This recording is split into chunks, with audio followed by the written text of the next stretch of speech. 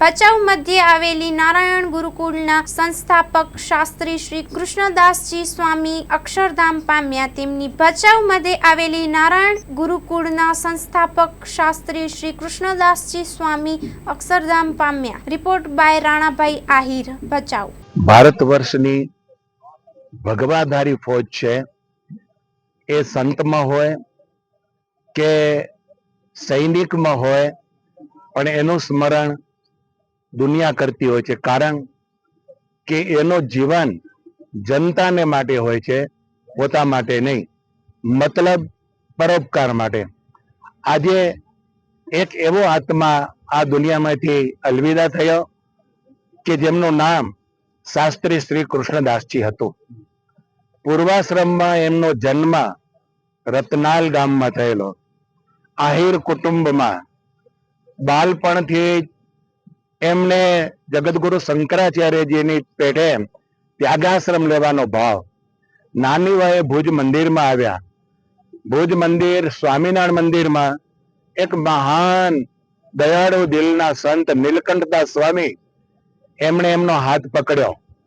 આહિરનો નાનો દીકરો અને દુઃખી છે, નાનપણથી જેમ મા એની સેવા કરે એમ જે તે વખતે સ્વામીએ કડકડતી ઠંડીમાં કપાસની ભરેલી ડગલી સીવડાવીને પહેરાવી અને એની ટાઢ ઉડાડી અને પછી એને મોટા કરી અને પાર્ષદની દીક્ષા આપી। એમના ગુરુનું નામ વિજ્ઞાનદાસ સ્વામી હતું। વિજ્ઞાનદાસ સ્વામી ગૌ પ્રેમી ભક્ત હતા, ગૌ ભક્ત હતા, વાડીમાં જ સેવા કરતા।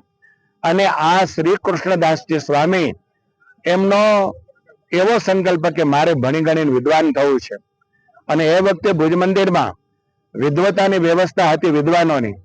છગનલાલ શાસ્ત્રી કહેવાતા અને કસ્તુરંગાચાર્ય દક્ષિણી ભારતના શાસ્ત્રી હતા। એમની પાસે શ્રી કૃષ્ણદાસજીએ સંસ્કૃતનો સારો અભ્યાસ કર્યો। અભ્યાસ કર્યા પછી કથા વાર્તા જ્ઞાન વાર્તાઓ કરી અને અમને પણ શ્રીમદ ભગવદ ગીતા કે ભાગવત જેવા શાસ્ત્રો ભણાવ્યા અને માર્ગદર્શન આપ્યું। શાસ્ત્રીજી ધીમે ધીમે ધીમે વિદેશની યાત્રા કરી, આફ્રિકાના દેશોમાં ફર્યા, મંદિરોમાં વ્યાસપીઠ ઉપર બેસીને કથા વાર્તાઓ કરી, ત્યાંના હરિભક્તોનો ખૂબ રાજીપો એમને લીધો। શાસ્ત્રીજી સર્વદેશી સમજણના હતા। એમને માટે નાત જાત નહોતી, એમના માટે પારો ક્યારો નહીં, સબ ભૂમિ ગોપાલ કી એ તો વાત સાચી, પણ આ ભારત માતાના સંતાનો દેવ દેવીને માનનારા છે એ બધા આપણા છે એવી બહુ વિશાળ દૃષ્ટિ હતી, મને ખબર છે। શાસ્ત્રીજીએ એવું જ્ઞાન આપવા માટે આ ગુરુકુળની સ્થાપના કરી। પોતે જ શૂન્યમાંથી સર્જન કર્યું। કોઈ શેઠિયા પૈસાદાર મળી ગયા હોય એમ નહીં, પણ એક હરિભગત, એક શ્રદ્ધાળુ, એ ચોબારી ગામના અમારા લાલજીભાઈ એમને જમીન આપી અને આજ સવાભાઈ નોગાભાઈ એમને જમીન આપી અને એ જમીન ઉપર સ્કૂલ, છાત્રાલય એમ કરતા કરતા કો શિક્ષણ શરૂ કર્યો। અને આજે આ ગુરુકુળની એક જબરજસ્ત નામના છે। ઘણા બધા કેટલાય દીકરાઓ શિક્ષણ લઈ અને ઉચ્ચ સ્તરે સારા લેવલે એ મોટી ડિગ્રી એમને પ્રાપ્ત કરી છે। શાસ્ત્રીજીનું જીવન હંમેશા હાથમાં માળા હોય, ભગવાનનું ભજન કરે, સ્વામિનારાયણ સ્વામિનારાયણ, એટલે એ ભજનાનંદી સંત હતા। એ સંત સવારે વહેલા જાગી જાય। એમના જીવનમાં 1 મહિના સુધી એમણે માત્ર ને માત્ર ગૌમૂત્ર અને ગૌમૂત્ર પવિત્ર માનો, પવિત્ર ગૌમૂત્ર પણ એસિડ તો વધી જાય ને શરીરમાં, સૌ કોઈ સમજે છે। ગમે એવો શરીરમાં કઈ પણ તકલીફ આવે પણ મારે આ નિયમ પૂરું કરવું છે, 1 માસ પર્યંત એમણે નિયમન કર્યો અને ભજન કર્યું હતું।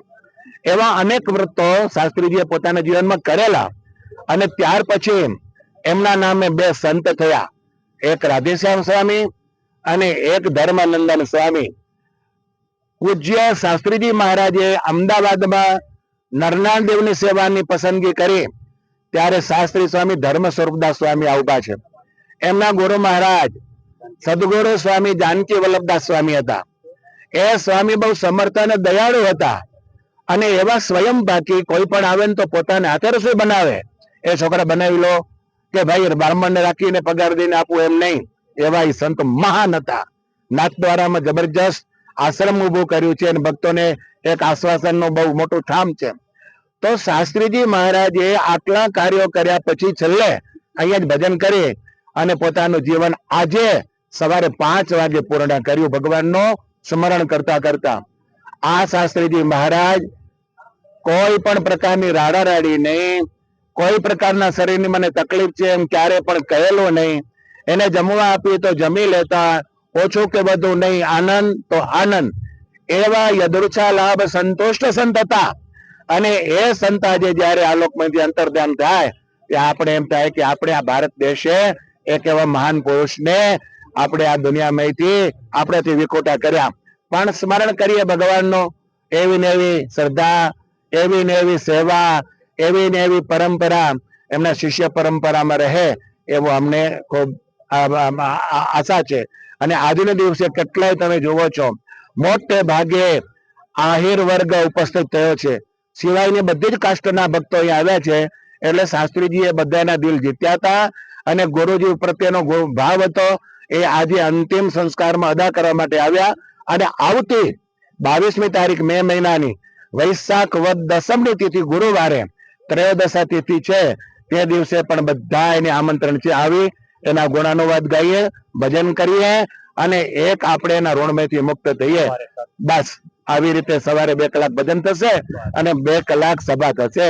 માટે સૌને આમંત્રણ છે. આર્ય કન્યા ગુરુકુળ પોરબંદર 90 એકરમાં ફેલાયેલો વિશાળ ધોરણ 5 થી લઈને 12 સુધીનું ઉચ્ચ ગુણવત્તાયુક્ત શિક્ષણ પ્રદાન કરતું ગુરુકુળ. સ્થાનિકની કન્યાઓ માટે કેજી થી લઈને ધોરણ 12 સુધીના શિક્ષણની સુવિધા. અહીં ગુજરાતી અને અંગ્રેજી માધ્યમો પણ ઉપલબ્ધ છે. ગુરુકુળમાં કોમર્સ અને આર્ટ્સના વિષયોમાં ગ્રેજ્યુએશન સુધીના અભ્યાસક્રમની વ્યવસ્થા પણ છે. અભ્યાસની સાથે સાથે વ્યવસાયિક અભ્યાસક્રમો પણ વિદ્યાર્થીઓને પૂરા પડાઈ રહ્યા છે. અભ્યાસની સાથે દરેક પ્રકારના ખેલમાં વિદ્યાર્થીઓને કોચિંગ પૂરું પાડવામાં આવી રહ્યું છે. અહીં વિદ્યાર્થીઓને અભ્યાસની સાથે વેદ ધર્મગ્રંથના અભ્યાસ પણ અપાઈ રહ્યા છે, જેથી આપણી સંસ્કૃતિ ઉજાગર થઈ શકે. ગુરુકુળમાં અત્યાધુનિક ઢબે શિક્ષણ અપાઈ રહ્યું છે, જેથી છાત્રાઓ સમય સાથે તાલ મિલાવી શકે. અભ્યાસની સાથે સાથે સારા સંસ્કારોનું સિંચન કરવું તે ગુરુકુળની વિશિષ્ટતા છે, પરંપરા છે. આર્ય કન્યા ગુરુકુળ પોરબંદરમાં આપની દીકરીઓના એડમિશન માટે આજે જ સંપર્ક કરો. 8258 030 33 8258 040 44 4.